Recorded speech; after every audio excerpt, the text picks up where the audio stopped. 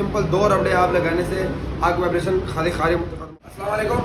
जिन भाइयों को प्राइडर बाइक के अंदर वाइब्रेशन का मसला आ रहा है तो उनको मैं एक चीज़ बता रहा हूँ।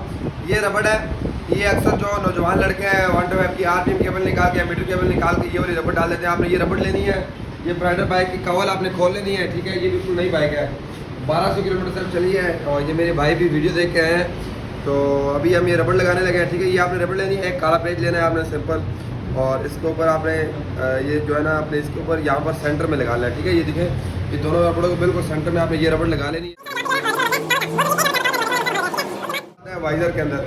तो वाइजर के अंदर आपने रबड़ लेनी है। ये प्राइडर की बाइक है, टापे वाली रबड़, ये वाली रबड़ है जो बैक साइड में टापे की रबड़ लगती है, ये वाली रबड़ है। ये आपने फ्लैट बेस कैसे लेना है, आपने इधर हल्का सा ऐसे हल्का सा पुश करना है, ज़्यादा पुश नहीं करना, ठीक है।